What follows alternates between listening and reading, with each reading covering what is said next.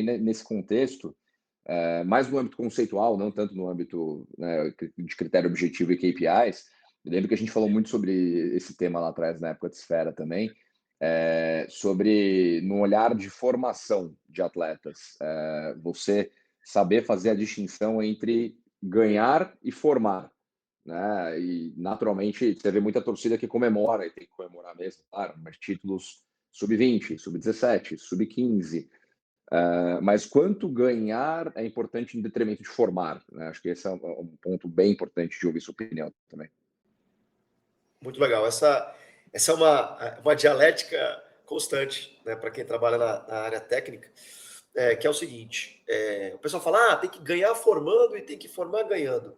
Beleza, esse é o mundo ideal. O exemplo que eu dou é mais ou menos o seguinte, Pedro: imaginem 2 círculos, tá? Esse círculo aqui são todas as decisões de ganhar que você toma. Então, quando você tem um goleiro baixo, você sabe, esse goleiro eu não vou vender, esse goleiro não vai chegar no meu profissional, mas esse goleiro vai fazer eu ganhar jogos para eu formar meu 9, meu 10. Então ele estaria, por exemplo, nessa tomada de decisão.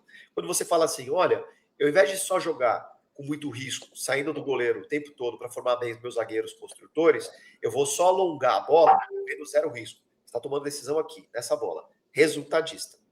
Nessa outra bola, são só decisões formativas que você tem. Então, por exemplo, o Esfera tinha o Gustavo Góes, que hoje é um dos principais ativos do clube. A gente pegou ele com 14 anos, ele tinha maturação tardia, canhoto, uma situação onde ele foi sofrendo como reserva, e hoje é um dos principais ativos, artilheiro do Campeonato Paulista, e está na mira de muitos clubes.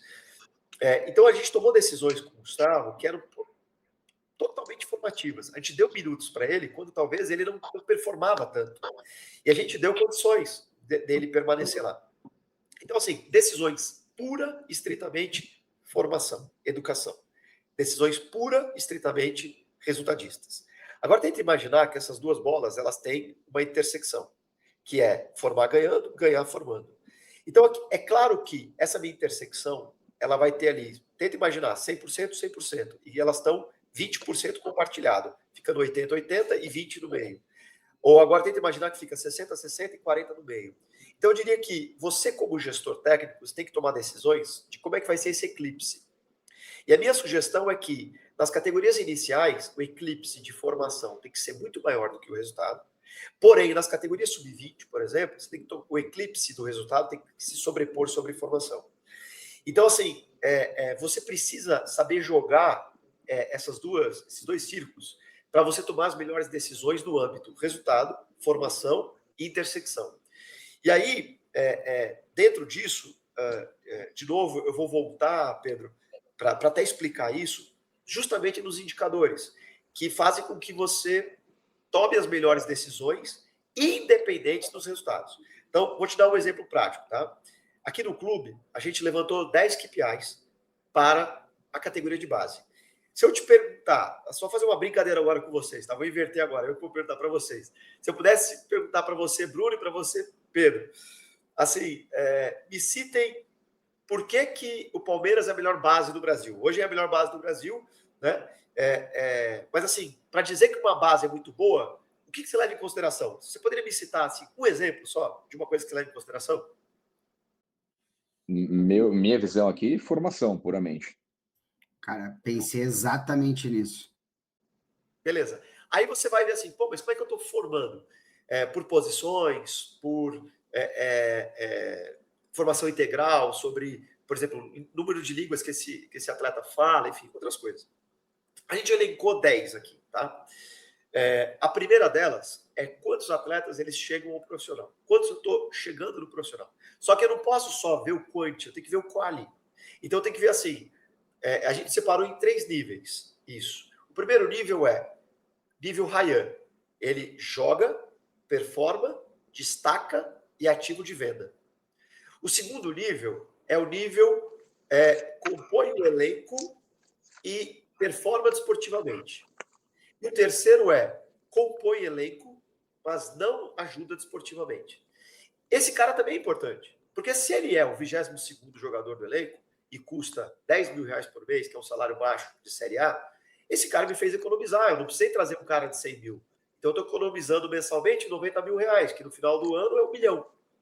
Então, você percebe? você precisa compor elenco com esses caras. Você precisa, segundo, ter resultado esportivo, você precisa ter estado esportivo compondo e vendas. A pergunta é, quantos caras eu estou jogando para cima desses 3 níveis? Isso é um KPI. Vou dar um exemplo do segundo KPI que você pode utilizar.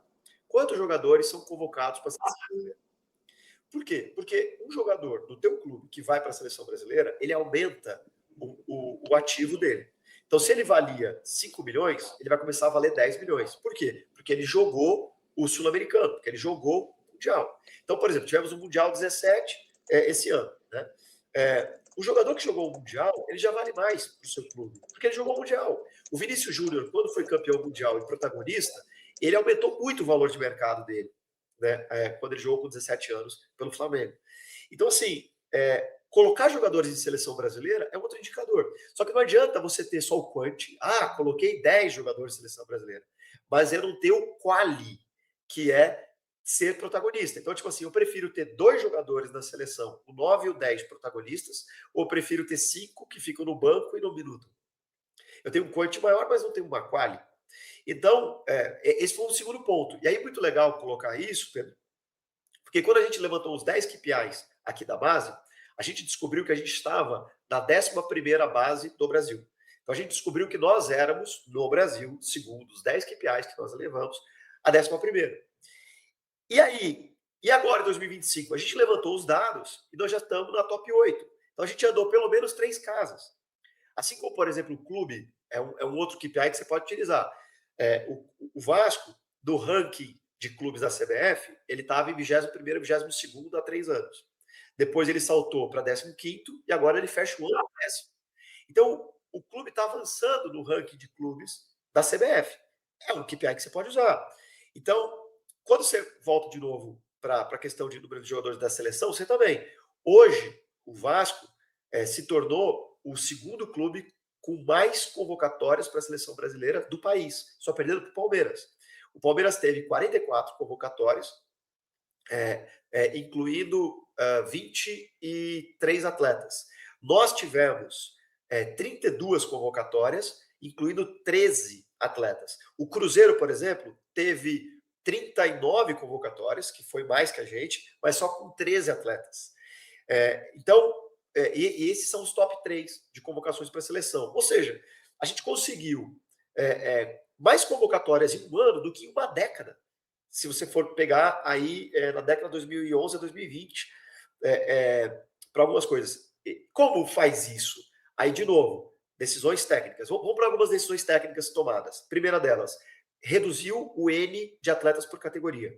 Então, por exemplo, é comum muitas categorias de base nos clubes de Série A, com budget de 25 milhões, 30 milhões por ano, ter na faixa de 30 a 35 atletas por categoria. É comum esse N de atletas.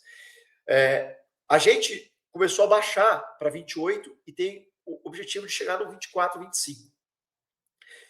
Por que esse N de atletas é saudável para todo o ecossistema? Quando eu baixo, por exemplo, de 35, e agora eu estou falando de qualquer clube, tá? Você baixou de 35 para 25 atletas, você economizou 10. São 10 refeições a menos, ou 30 refeições a menos por dia, ou 60 refeições a menos por dia, dormitório a menos, viagem a menos, bolsa atleta a menos, tudo a menos. Fora essa economia financeira, você também aumentou o oxigênio do seu atleta, que é 1 minuto.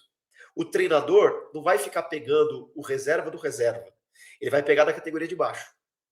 Então, quando você reduz o N de todas as suas categorias, o que naturalmente começa a acontecer? O que os treinadores vão fazer? Eles vão começar a subir precocemente os atletas de categoria. Entra no que você está falando, formação. E aí, quando o seu atleta, que é o atleta 10, vamos lá, né? Cada um vai avaliar o atleta como quiser, né? Elite, 10, A, ouro, prata, bronze, sei lá. Os meus atletas ouro, elite, que seja dentro de um clube, você vai ter 1 ou 2 por categoria, mais ou menos. Esses caras, você precisa criar um plano de carreira para eles, que eles vão ter que furar. Dificilmente um clube teve vendas de atletas entre os 16 e 18 anos, com atletas que não furaram categoria.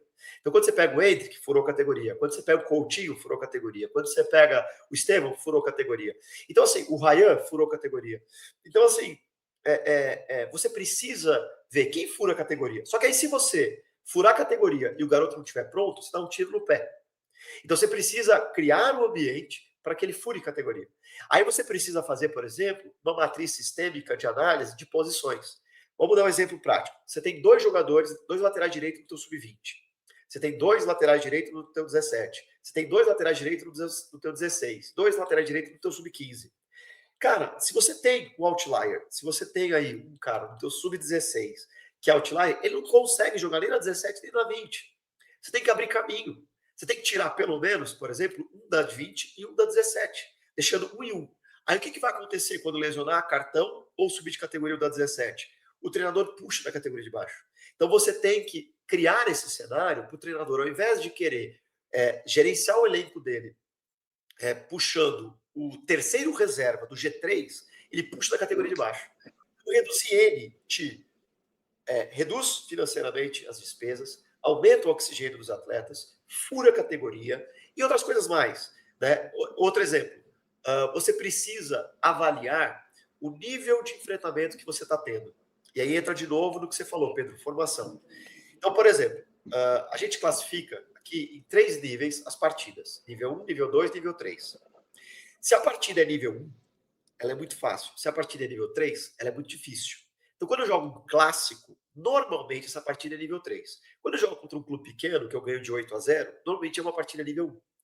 O que a gente, então, depois do ano de 24, a gente fez um levantamento aqui, dentro do nosso indicador de quali de jogos, a gente percebeu 70% das partidas, 7 em cada 10 partidas que a gente estava jogando, a quali do jogo era 1.